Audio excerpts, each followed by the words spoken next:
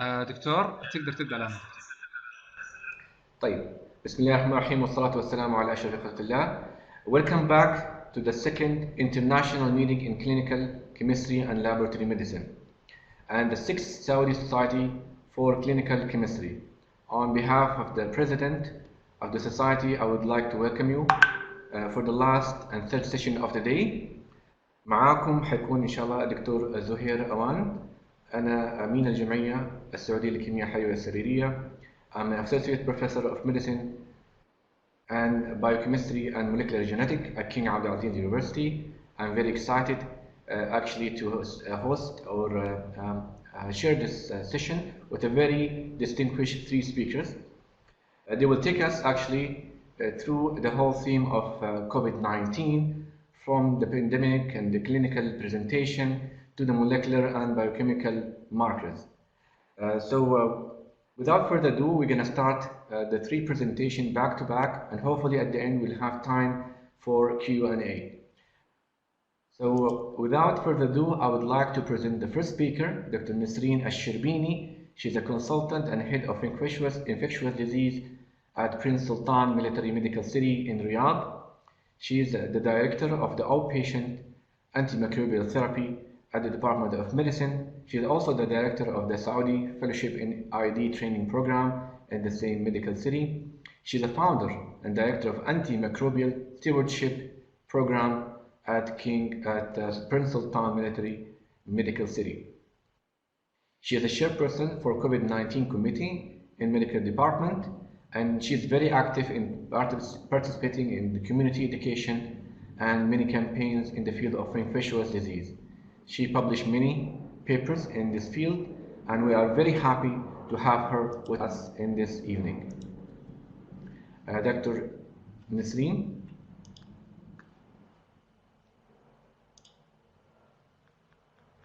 Assalamu alaikum. Alaikum assalam. The mic is yours, Yeah. And please, you can start your presentation. Thank you very much. Okay. Thank you very much, Mr. Chairman, for this nice introduction. I would like also to thank the President of Saudi Society of Clinical Chemistry and the organizing committee for inviting me this evening to be one of the speakers of this important and prestigious conference. These are the objectives that I will try to cover during my 25 minutes talk.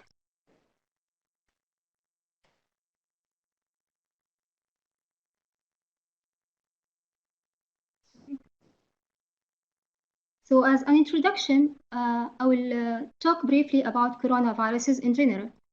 Coronaviruses are single-stranded RNA viruses that belong to a family called Coronaviridae, which is divided into 4 subgenera: alpha, beta, gamma, and delta. Alpha and beta usually originates from bats, while gamma from birds and delta from pigs. All coronaviruses have have envelope that encase the RNA genetic material or the virions. They are round, oval, or pleomorphic in shape, with diameter ranging between 50 to 200 nanometers. There are 6 types of coronaviruses previously known to infect humans. 4 of them usually causes self-limited common cold-like illness that does not need a specific antiviral therapy. And 3 of them caused outbreaks in humans. The first outbreak due to coronavirus was due to SARS-CoV, which caused outbreak in China and East Asia in 2002, resulting in case fatality rate of 10%, followed around 8 years later with MERS-CoV, Middle East Respiratory Syndrome coronavirus, that caused pandemic in Arabian Peninsula, mainly Saudi Arabia, Gulf countries, and some Mediterranean countries. And that was associated with higher case fatality rate of around 35%. And the third outbreak due to, or pandemic due to coronaviruses is the current outbreak, which is due to SARS-CoV-2. And it is associated globally with case fatality rate of 1 to 4%. Human coronaviruses usually affect the respiratory system, causing symptoms varies in severity between mild common cold illness to severe viral pneumonia associated with ARDS, septic shock, and multi-organ failure.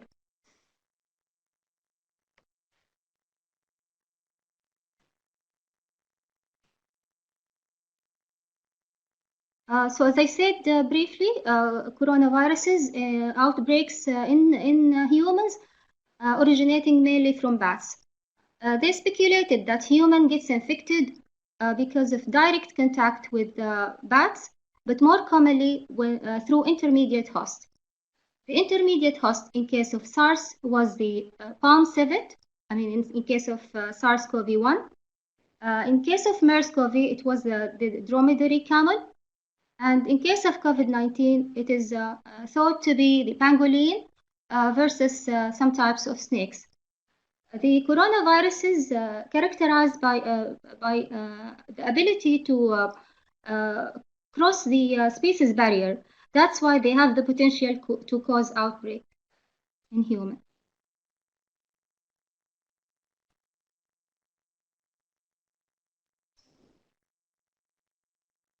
So by now we know that COVID-19 is the name of the disease, and it stands for coronavirus infectious disease that occurred at the end of 2019. And the SARS-CoV is the cause of the virus. It stands for severe acute respiratory syndrome, coronavirus number 2. And it was called coronavirus or SARS-CoV number 2 because it has a genetic similarity of around 85% to SARS-CoV. And it also has 50% genetic similarity to MERS-CoV, while it carries like 95% or higher of genetic similarity to coronaviruses found in bats.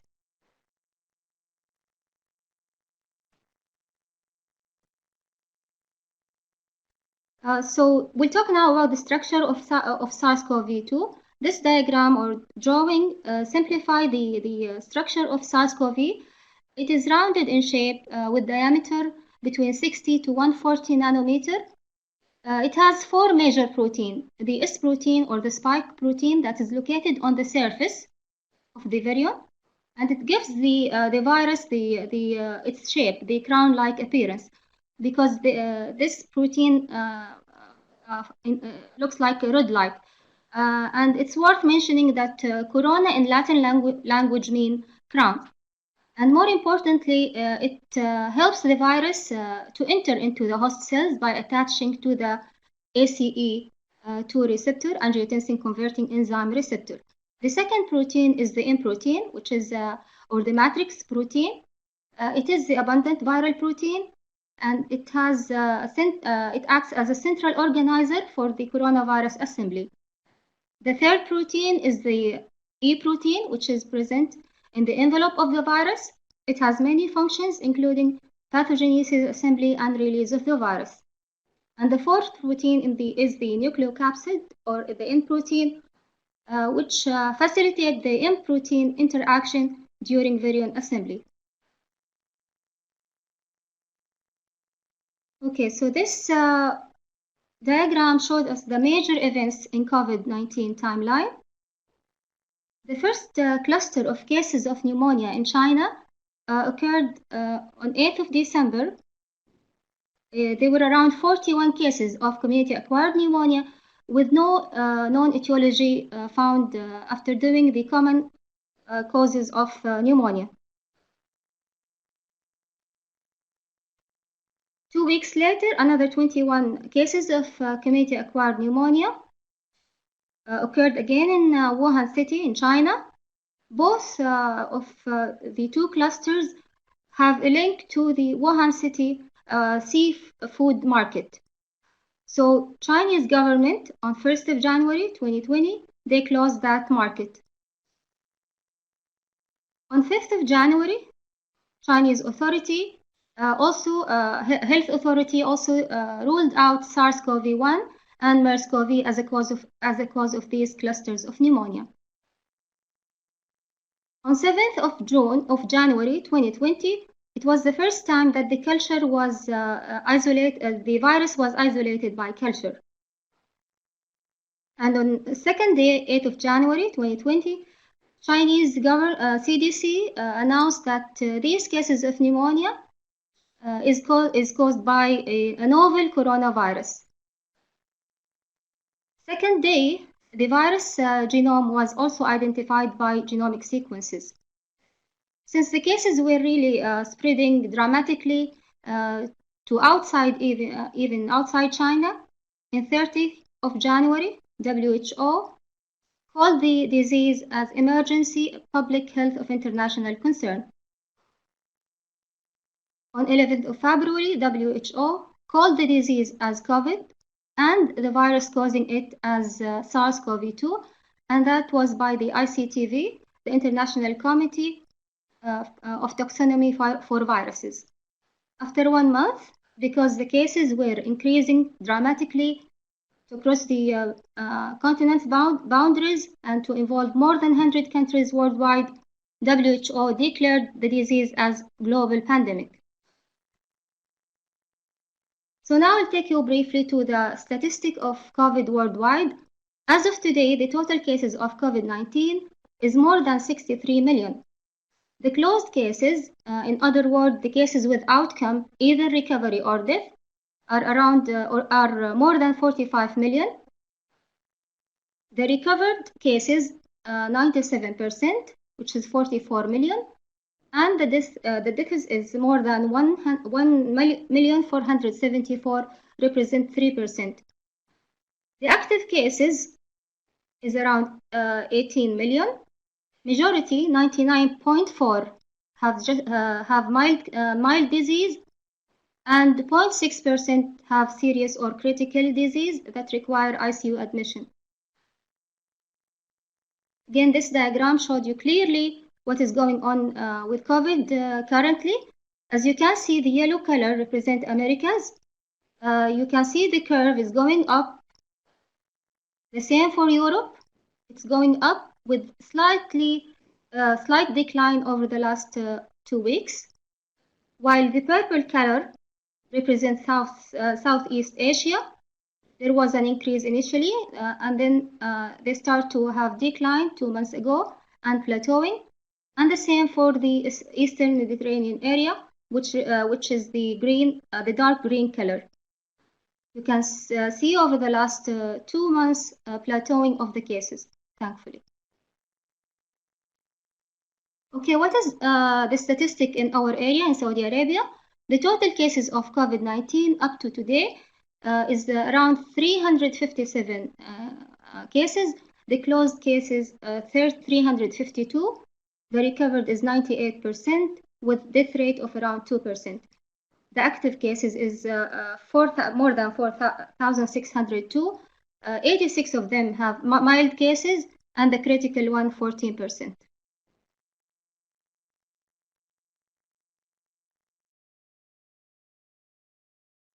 This graph is a comparison between the active cases in Saudi Arabia.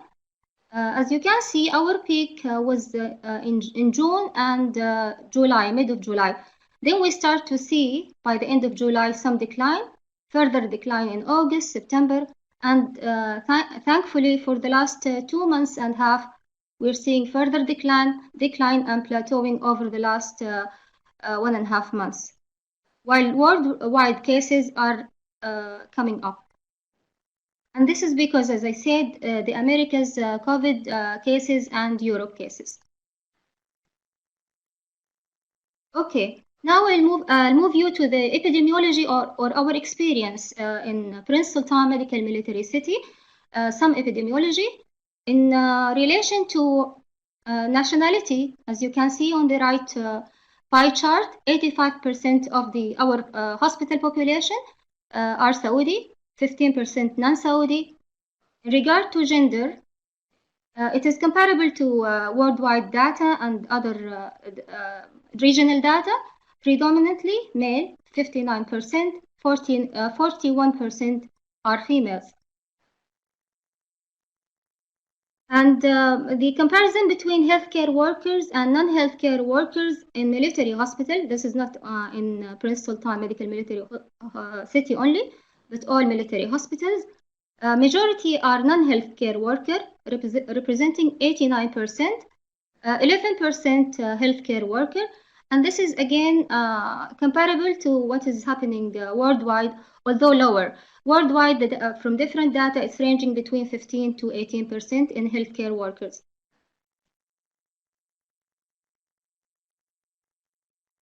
The distribution of the healthcare worker COVID, predominantly nurses, 15%, followed by paramedic, around 10% or 9.4%, followed by doctors, 7.8%.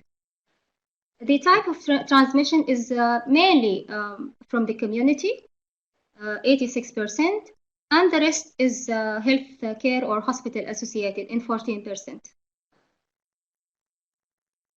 This is the outcome. The yellow chart, the yellow color represents the cured cases, 96%. As you can see here, the blue one is the about 2% hospitalized patient, but they are stable. And the green color is the expired, which is about 1.6%.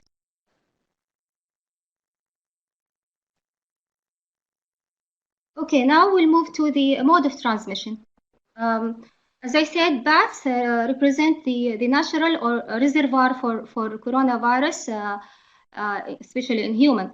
The transmission speculated to be from direct contact to bats, more commonly through a spillover to an intermediate host. Different intermediate host can be a culprit. And then, so by definition, COVID-19 or SARS-CoV is considered a zoonotic disease.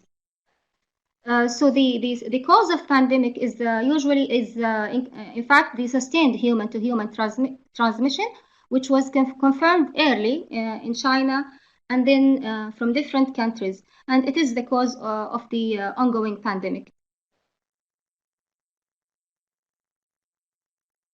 The major mode of transmission, or the main mode of transmission, is through droplet. As you can see here in the right diagram, when somebody sneezes, coughs, or exhales, the droplet can be transmitted to the non-infected person if he is in close contact with the infected person, like within 1.5 or 1 meter and up to 2 meters. And the difference between droplet and aerosol or airborne infection is the size of the nuclei. So if the size of nuclei is more than 10 micrometer, is considered droplet. So it has no ability to travel more than 2 meters. While if it is smaller than 10 micrometer or 5 micrometer, it can sometimes travel up to 6 meters. So in case of COVID, the mode of transmission is merely droplet, but in healthcare setting, it can be also airborne or aerosol transmission. And this is mainly related to the aerosol generating procedure, like in ICU, intubation, extubation, doing suctioning. Even nasopharyngeal swab is considered as aerosol generating procedure, and this is very important in case of infection control precaution. In addition to PPE or personal protective equipment, the person has to use a different kind of mask. In case of airborne, it has to be N95 or PAPR for those who have beer, and for the droplet, surgical mask is enough. Another mode of transmission is when somebody touching potentially contaminated surface with the secretion of COVID patients, and then touch his eyes, nose, or mouth without washing or sterilizing his hand. This is a summary of the mode of transmission. This is important just to tell you about the stability of the virus on different surfaces. So in aerosol, the virus can stay for up to 3 hours. In copper material, it can stay up to 4 hours. Cardboard up to 24 hours. In case of steel, it can stay up to 48 hours. In plastic, up to 72 hours. And of course, the stability and the viability of the virus depends on many other factors like heat, ultraviolet light, disinfectant, for example, chlorine, alcohol-based disinfectant or alcohol-based disinfectant can kill the virus.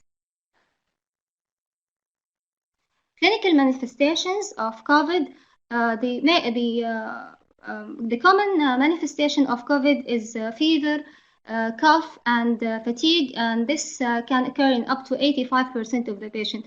As other less common symptoms like diarrhea, nausea, GIT symptoms can also occur, and the classical loss of taste and loss of smell can occur between 10 to 40% of the cases.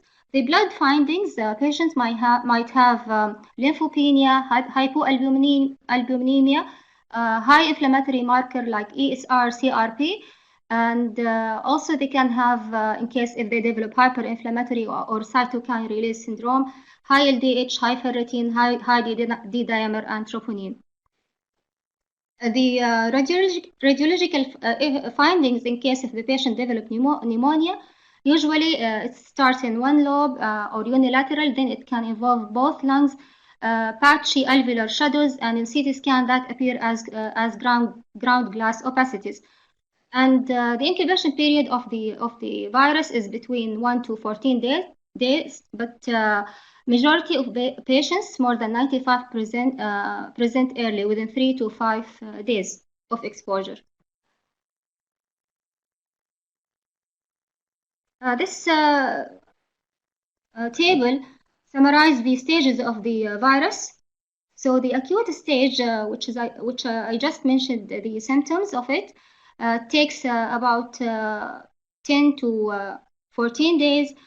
During this stage, the virus replicates rapidly. So this is called also the viral replication phase.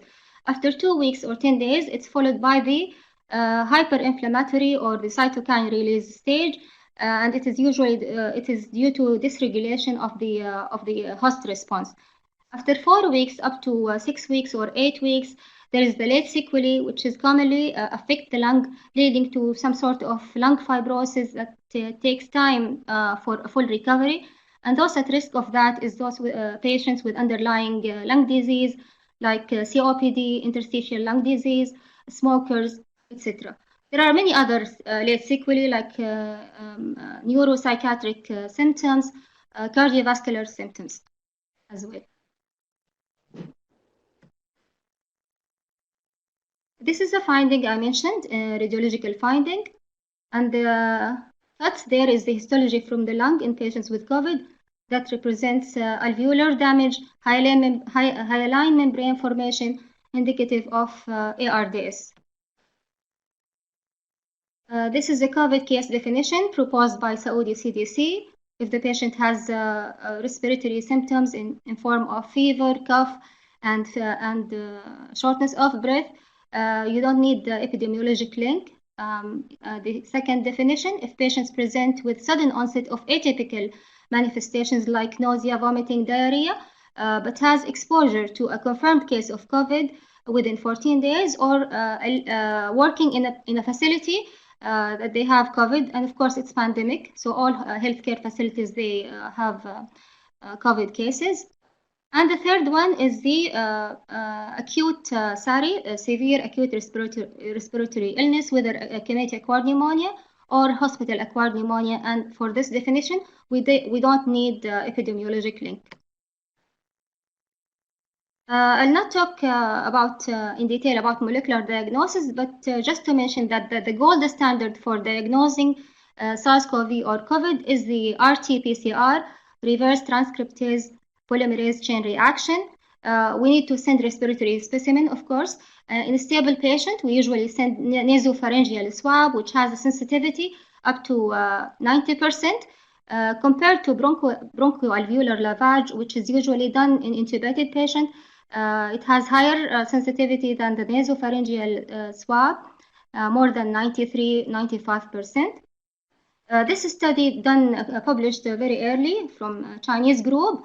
It shows the difference in sensitivity and yield between different specimens.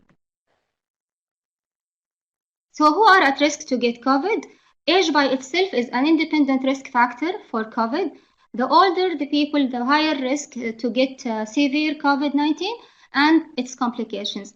but anyone is susceptible if he is exposed to an infected patient. There is a proportion of patients who will never develop symptoms, and these usually the younger group of patients, 10 years and below. Majority will have just mild to moderate illness, 81 to 85%.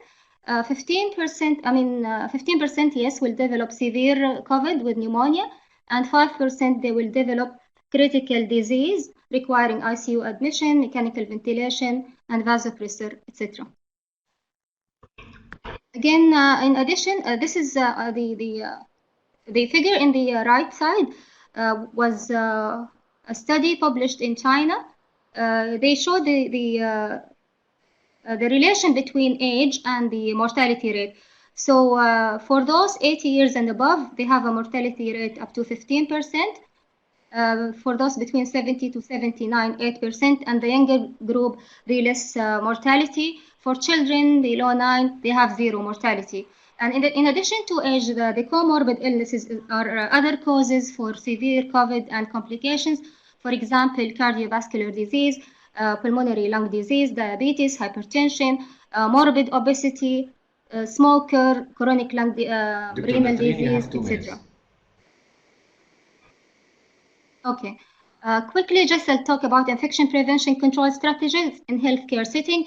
This is the hierarchy control, which started by the elimination, which starts usually by the most effective measure to the least effective. Elimination, for example, can be done by early detection or early diagnosis of the cases, isolate them.